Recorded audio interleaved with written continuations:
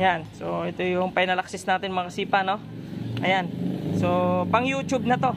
So, ang pinagana ko dito sa apat na relay, loud horn with stock horn, tapos mini driving lights, tapos reverse passing. Yung reverse passing natin, nagpapassing lang siya pag nakailaw yung low o kaya yung high. So, pag patay si mini driving, wala siyang low. So, ang gusto kasi ni sir mangyari, ganun yung access. Kung saan, loud horn with passing. Pag stock horn, wala siyang passing. So, ang gusto niya nangyari, pagbukas yung mini driving, doon pala magpapassing, tsaka loud horn. So pag patay mini driving, loud horn lang. Okay? Ayan, proper install.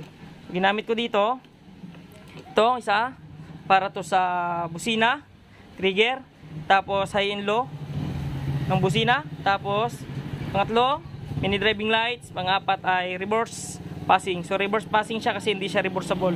Okay?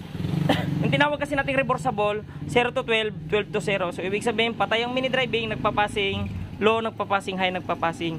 So ito naman kanya, reverse passing lang. So ito yung pag may ilaw lang, saka lang siya magpapassing. Pag walang ilaw, hindi siya nagpapassing. Okay? Yan. Tapos, mayroon siyang selector switch, stock to loud horn. Yan.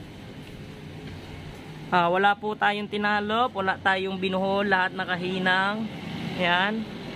So naka-safety hose. Yan. So accessible din siya, no? Pag nasira, madali mo siyang mahak. Yan, makasipa. So yan. Pag nasira yung isang relay, madali mong malaman. Tsaka hindi ka mahihirapan. Hindi mo kailangang baklasin yung buong play rings na yan. Okay? So yan, loud horn. Yan. Okay? Tapos ito, yan, kita nyo naka-install. Yan, so walang nakalawit na wire. Dami kaming in-install, trigger. So wala kaming nilawit. Okay, kung ano yung ginamit namin, magsimula sa battery, papunta sa fuse, fuse papunta sa relay, relay papunta sa load, tapos trigger ng relay, lahat Japan wire.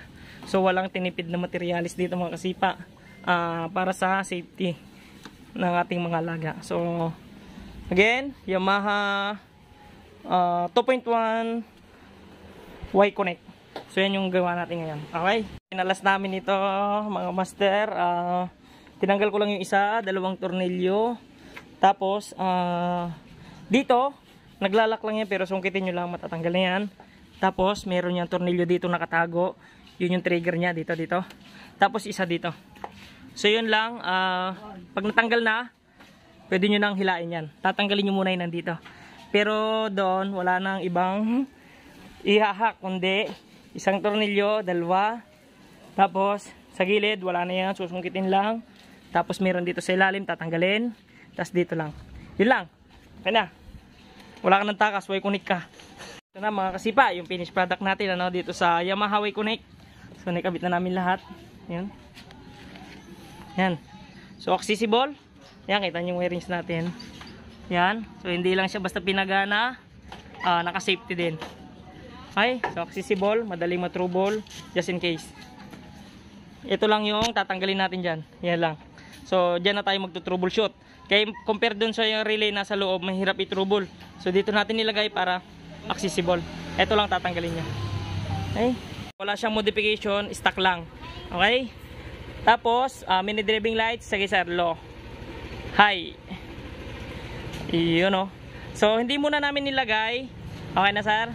Hindi muna namin nilagay kasi wala yung ano ni sir, yung bracket. So parating pa lang daw, kaya niready ko na lang muna. So ito, siya na daw bahala magkabit. Total naka-proper install na lahat. Wiring cleaning with protection circuit. Okay? Yan. Thank you for watching. Powered by Albert Sudus Group.